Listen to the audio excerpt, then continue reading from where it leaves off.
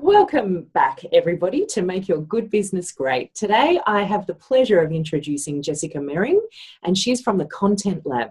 So she's going to be speaking to us about creating content and getting it to the right people with the right message so that we can then grow our businesses, generate leads, build our lists, and get our message out there.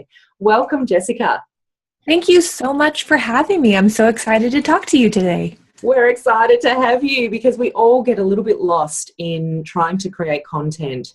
And we were just speaking before we press the record button about, we put our own businesses last. We can get out there and share content and all of that, but almost finding the time can be a difficult thing. Yeah, absolutely. I think every last one of us struggles with that. Even those of us who write for a living struggle to write for ourselves. I can vouch for that for sure. So Jesscia, can you tell us a little bit about the Content Lab and the people that you serve, and just to put in another quick question, the main challenges that you find that they have? Sure, yeah. So the Content Lab is a relatively new venture for me. I've been writing copy and content for the last 15 plus years, 16 years now, and under the umbrella of Horizon Peak Consulting over the last few years. So the Content Lab has really grown out of that, where I was serving clients one-on-one. I write content specifically for IT software and tech companies. And I was getting a lot of questions like what you brought up. What kind of content should I be creating? Where should I be publishing this? How often should I be creating this kind of content? What does my audience of really techie people need different content than this retailer produces? And I thought, well, shoot, I'm answering these questions all the time. Clearly, a lot of people really struggle with this stuff. Yeah. So let me start creating products that could answer these questions. And that's how the Content Lab came about, is I wanted to really answer those questions in a neat and tidy way. Yeah. So my first couple of programs are really designed for copywriters who, maybe they're relatively new to their careers. They've got the writing skills, but they really need the strategic pieces. Yeah. They really need the business skills parts. And so that's my first couple of programs that I've created, is for copywriters who really want to grow their careers and help answer these questions for their clients. Yeah. I do have plans to create products, programs for business owners and marketers as well. Yeah, great. And so what are the biggest challenges that people come to you with? Biggest challenges, probably the finding time for it piece is a big one. Yeah, and I know we're going to talk about that. And just knowing what to create. There's so many options out there, and people just freeze. And they immediately go, okay, I need to create content. I'm going to write a blog post. Well, right. So many other types of content you could be creating, and a blog post might not be the right thing for your audience. Yeah. So again, figuring out the type of content that you should be creating, and figuring out what it should be about, the subject, the topic. Those are really tough for a lot of business owners out there. And also, I get a lot of questions because of my specialty with Horizon Peak Consulting. I get a lot of questions about, well, how do I make this really, really dry piece of content more exciting? How do I make this really complex topic more engaging? Yeah. All right. So let's get down to the nitty gritty. First of all, let's talk about, how much time, how much time we should be spending on, getting our content out there. Like realistic amount of time, I think we need to schedule into our diaries. And then from there, we'll address content itself. So what would you say, are your tips for our viewers about, the amount of time that it would take, and also how you schedule it in? Every kind of content that you create is going to require a little bit different amount of time and a little bit different amount of energy. So I would really encourage people to start by determining their content strategy before they even start assigning time to it. Yeah. But a general ballpark is, I'd say, probably between 8 and 12 hours a week should be spent on your business. The content marketing for your business. That's writing time, editing time, publishing time, designing time. 8 to 12 hours is a really good ballpark for most business owners who are doing all this stuff themselves. Yeah. That's for carving out time. We all have the same 24 hours in a day. I'm sure you're sick of hearing that. I'm sick of hearing that. It didn't really work for me to hear that. So what I did is I really looked at how I was spending my time every day. Yep. And I found that there were certain days I was more productive than others. Certain times a day I was more productive. There were entire swaths of time where I was playing around on Facebook. Yeah. I'd say, okay, I just finished this project. I'm going to take a break before I start the next one. I'm going to get on Facebook. And 2 hours goes by and I've been on Facebook the whole time. Yeah. I started noticing patterns with that. Yeah.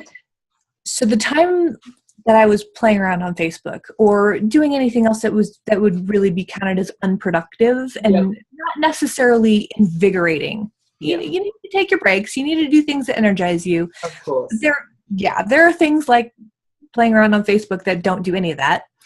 Once I started noticing those patterns, I could stop those patterns and I could start doing things in that time that was a little more productive. Yeah, it's great. So for example, I found Friday mornings. Yeah. I'm useless on Friday mornings. I have no motivation to do client work on Friday mornings. Yeah. I started working on my own stuff on Friday mornings and oh my gosh, I got a lot done. It's great. It's great, especially when it's not necessarily our skill set or our passion, to put it into our schedule where it works so that we don't just keep on, someday, one day. Exactly. Yeah, you have to schedule in the time. And I would really recommend finding time slots during your week where you're not really being productive. You're not doing anything that's moving your business forward, and you're not doing anything that's relaxing you or reinvigorating you. You're wasting your time. And those wasted time slots. Yeah. There we go. Try to get more productive work scheduled into those spots. Yeah. So if we're looking to start our strategy, we've got our time slot, Friday morning or Friday afternoon, whatever it is. We've got our time slot. How would you start to step out a strategy for a business? Start with your customers. Start with your target customers. Who it is that you want to serve. Who it is that you want to reach. Figure out who they are specifically. Create buyer personas for them. If that's, I actually recommend that for most businesses is to create a really detailed buyer persona. Yeah. Then start talking to them, interview them, survey them, stalk them on social media. Yeah. I say stalking, but pay attention to what they're saying on social media. But don't forget the data too. So look at how people are interacting with your website, what they're clicking on. Check out your email metrics. What emails are getting opened more often? What things are getting clicked on in your email? That'll tell you a lot about your customers too. Things that they might not say on social media. Things that they might not say in an interview. Yeah. So pay attention to your entire customer ecosystem. Yeah. What they're saying to you, what they're saying publicly online, and what they're saying through their activity on your website, in your emails, whatever metrics you're tracking there. Once you have a really solid idea of who your customers are, you're going to start noticing that they consume a certain type of content more often than not. Maybe they're blog readers. Maybe they commute and they prefer a podcast. Maybe they're more visual and webinars will work better for them. Yeah. Maybe they're bored at work and contests and polls are more fun for them. You'll start noticing content consumption habits, and that can really start guiding you to the right types of content to create for them. Yeah. Then also paying attention to where they're at in terms of awareness. Do they know they have a problem? If they know they have a problem, are they already searching for solutions? If they're already searching for solutions, do they know that your solution might be a good one for them? If they know that your solution is a good one for them, have they already made motions to purchase it or purchased it? Mm. Really paying attention to where they're at in that awareness spectrum can start guiding your content strategy as well. One thing I really like to use as almost a cornerstone for these conversations is, I call it the 4 content pillars, Yeah. or the 4 content objectives. Yeah. That's inform, educate, inspire, or entertain. So if you can just look at those four broad categories, Yeah. and look at your target customer and think, okay, do they need to be inspired right now to go out and fix this problem? Do they need to be educated on how to solve this problem, or what your business is doing to solve this problem? Do they need to be informed? Are they totally aware of your business and they need to be informed about new offerings? Or do they need to be entertained because they don't even know they have a problem yet? So you need to get their attention. All of these things will help you create a strategy that really gets the attention, engages that target audience. It's terrific. And there's so many elements to it, isn't there, Jessica? Yeah. Yeah, there's a lot of elements there. I could probably talk on that for a few hours. And there's also a lot of ways to deliver this information. And I know you don't just write blogs, you do a lot of different things. Can you talk to us about, different ways to engage our audience? Sure. Yeah, I would love to break people out of the blog box. Yeah, right. I really feel like as soon as people start talking about content marketing, they think of blogging. I think you're right. Yeah. And blogs are a powerful medium. Don't get me wrong. I think most businesses benefit from blogging strategically, not just throwing a blog out there to see if it sticks, doing it strategically. Yeah. But there's so many other content types that get forgotten. And I'm not just talking about ebooks and infographics, case studies. People forget that case studies are a perfectly valid content medium. Yeah. There's all kinds of interactive content out there today too. Interactive white papers, interactive infographics. There's quizzes and polls and contests. Those are actually content types. Yeah. There's just so many different types of content to choose from. And if you'd rather not write, I'm a writer. I always think writing first. But there's webinars and there's videos and there's podcasts. There's so many different mediums to choose from today. And your specific audience might be better served with one of those than a blog post. Yes, exactly. And especially if you're not necessarily a confident writer. Mm-hmm. There's a lot of different other mediums to get your message out there. Absolutely. But it really does come down to your target customer. So if your target customer is a reader and you're not a confident writer, outsource or start taking some classes, because it's all about the customer. Get into the content lab. Yes, get into the content lab. Absolutely. Yeah, it all has to start with the customer. If you start with your message first, you're going to miss the mark. Customers don't care about your message. Yeah. They care about what they care about, what they can get out of your content. So if you can meet that need, if you can find out what it is that your customers need and provide that to them, and bring your message in on that, that's when you're going to get engagement. That's when you're going to get results. That's a terrific strategy you've just hit on there, Jessica. Can you speak to us a little bit more about that? Like how, obviously taking quizzes and surveys and that sort of thing to understand our audience. But, when a person sits down to start writing, it's really difficult to not just say what we want to say, isn't it?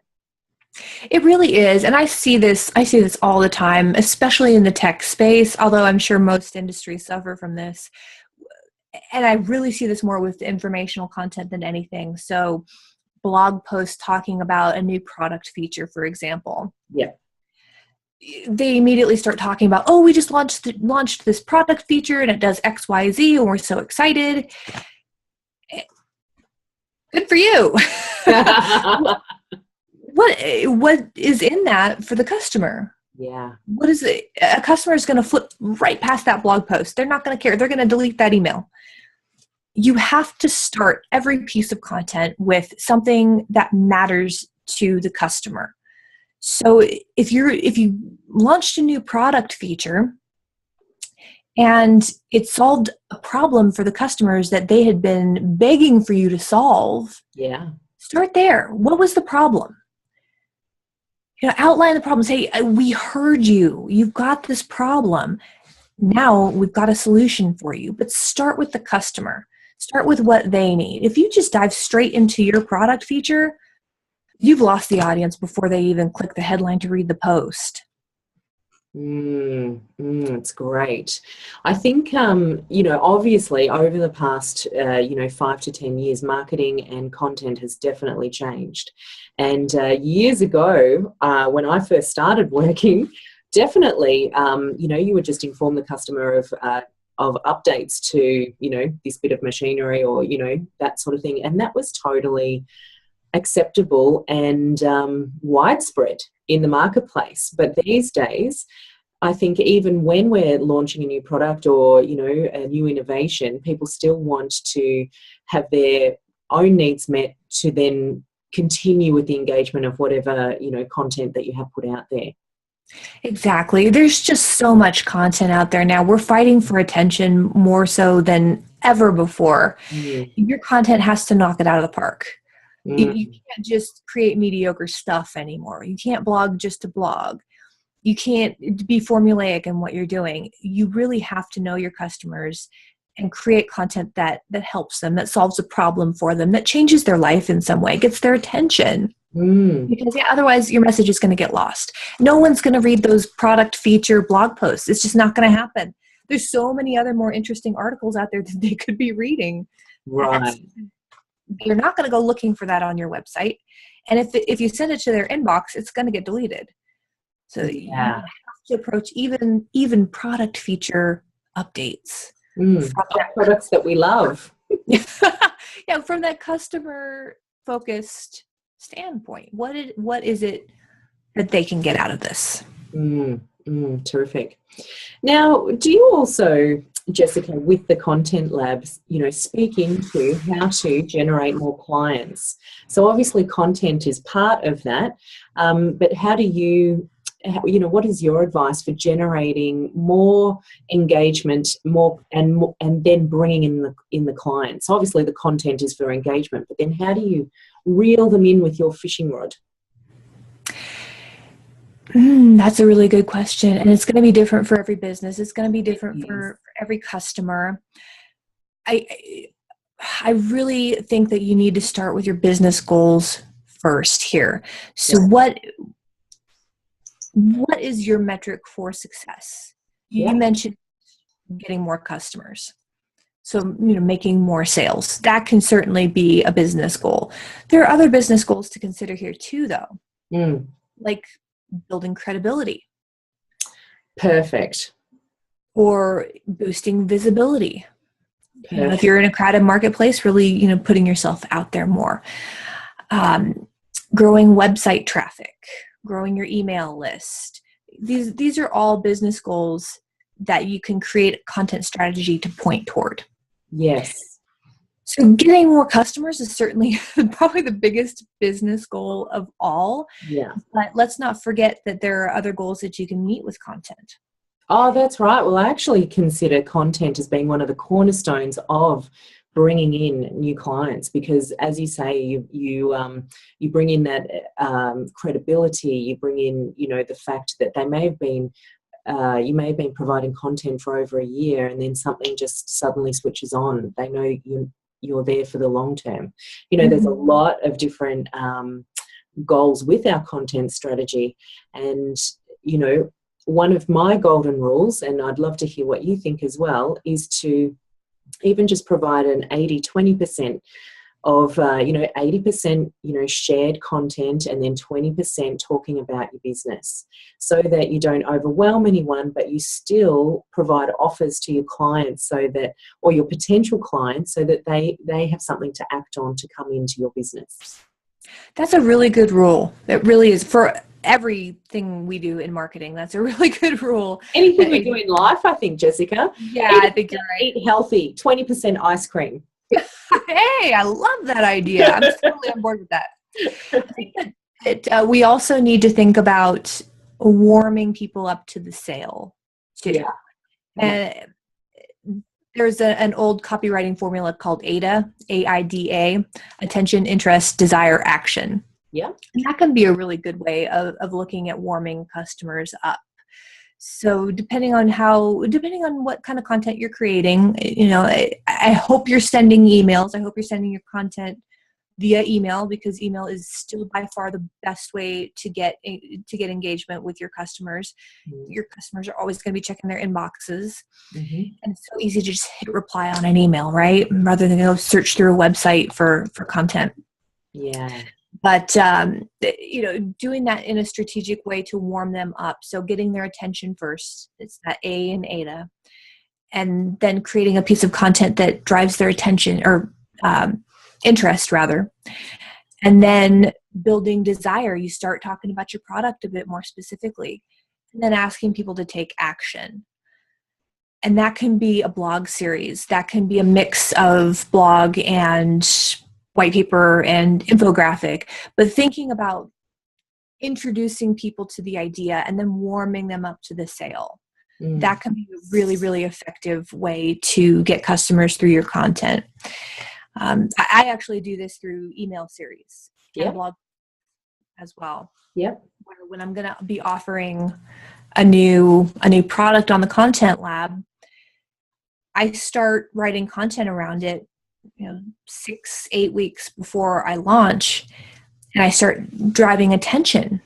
Yeah. I start writing blog posts and turn those into emails that capture people's attention. So the next blog post that I send, the next email that I send, I just keep their interest with that. And it's I in AIDA, AIDA, remember? Yeah. Yeah. And the next email I send starts growing desire, because I start mentioning, I'm actually going to be solving this problem for you in an upcoming course. I'm starting to stir that desire. And then toward the end of that 6 to 8 week period, I start being more specific and asking people to take action. The last A in the AIDA formula there, where I say, okay, cart's open, registration's open. Now's the time to buy. You have everything you need to make a decision here. Now's the time to buy. So it's a process, and I use content throughout the whole thing. It's perfect. And I know everybody and every business is very different, Jessica, but what would you say, with your AIDA process, are they weekly emails? Are they, how does your distribution of that look? I use kind of, actually I learned this from Joanna Wiebe. I got to give her credit for this. She's Copy Hackers, if you're not familiar with her work. What did she call it? The Fibonacci sequence, but it's backward. Okay. So 8 weeks out, I'll send a blog post, and then I'll let a week go by, or blog post, an email. I'll let a week go by and I'll send another email. I'll let 5 days go by and send another email. 3 days go by, send another email. It gets tighter and tighter as we approach the sale of the product. Right. So, yeah. And then the last couple of days when the cart's about to close, people are getting, 2-3 emails from me a day. Right. But they've been warmed up to that. They've been primed for that. So it doesn't come as a shock. Yes. And hopefully I've done my job in warming them up to clicking that buy button. And those last few emails really get them excited. I'm very careful about how I write those emails. At least I try to avoid writing emails that say anything like, buy now, cart's closing. I still want to provide value in every piece of content that I send out, whether it's an email or a blog post or an infographic, whatever it is that I'm doing. There still has to be value. It still can't be my product first. It still can't be my product feature first. It still has to be what can I do to help this customer solve a problem? What can I do to help this customer move forward in their life in some way? Even those final emails, even those final sales calls still very value driven. It's wonderful stuff. It's for me, it's opened up a lot of thought around getting out of the sale, getting my mind out of the sale and leaving that to the end where it should be, rather than having the sale in my mind from that first email, of that first interaction. I think a lot of us can fall down in that area, Again, we want what we want rather than providing to the client and massaging them along the way. Yes, exactly. Warming them up. So if you have a product or a service that you're going to offer at the end of this whole sequence, think about a small problem that product solves. Yeah. And solve it at the beginning of the sequence. Solve it 6 to 8 weeks before you ever sell that big product. Yeah. Give them that value up front before you even start talking about what it is that you're selling down the line. Yeah. So Jessica, it just occurs to me that some of my clients, or some of the people that I speak to, I should say, not necessarily clients, talk about, I just don't want to give my information away. I want people to be paying for my information.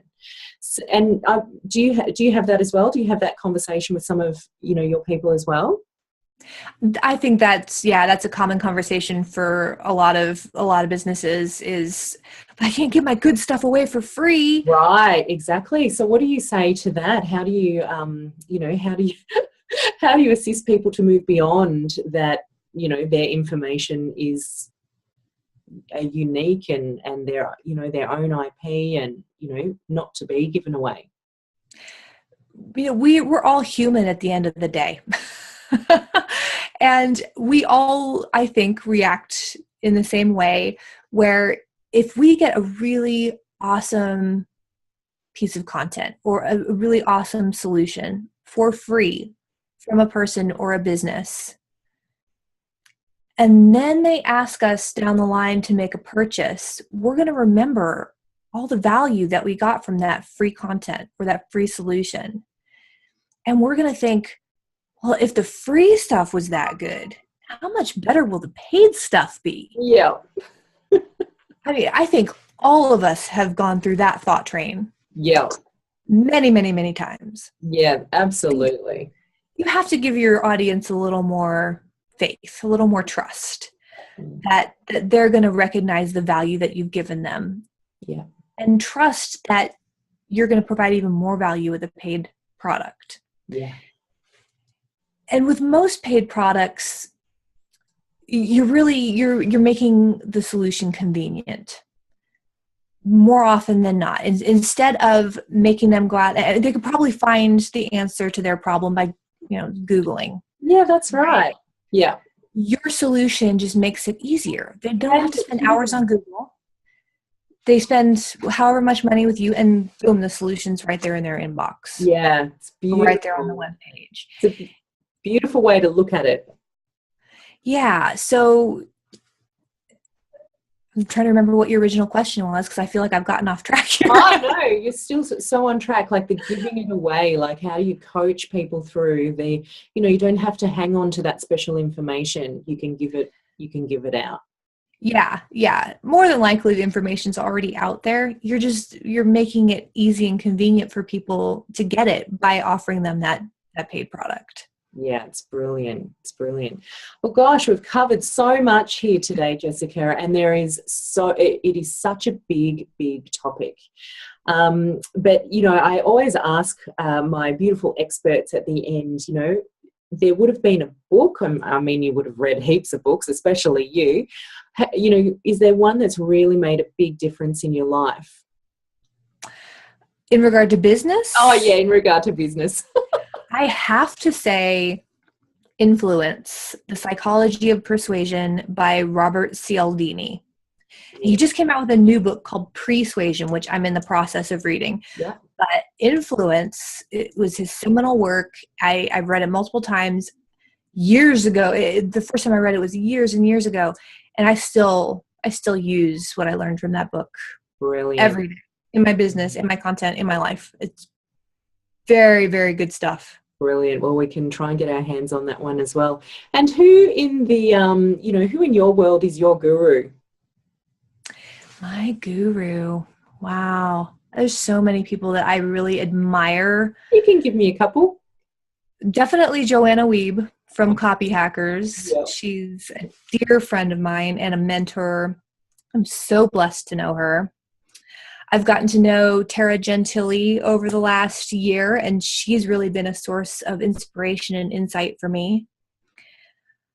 And I am actually part of a copywriter mastermind group, so I won't say specific names. We're kind of secret that way, but my mastermind friends are just a constant source of inspiration, insight, ideas, energy, a place to vent. I just love them to pieces. That's actually wonderful. I haven't heard that anyone else say that. Mastermind groups are so important. Oh, critical. Yeah. Critical. If you find a mastermind group that really works for you, that you really connect with and engage with, that's just the most precious thing when you have a business. It will help you more than anything, I think. Yeah, that's wonderful. Wonderful to hear. So Jesscia, people can, of course, get in contact with you. And, oh, gosh, I highly recommend you do if you feel a little bit wobbly, ever. Get in contact with Jesscia at the Content Lab. And thank you so much for imparting everything that you have today. And we only touched on everything, and there is so much more, in relation to establishing great content and, reaching our audiences with that. So I thank you so much for your time. Absolutely. Thank you so much for having me. It's been so fun talking about this. Well, you talk about it all day. Love it. love your work. All right. Thanks everybody for watching another episode, and we'll see you all tomorrow. Bye for now.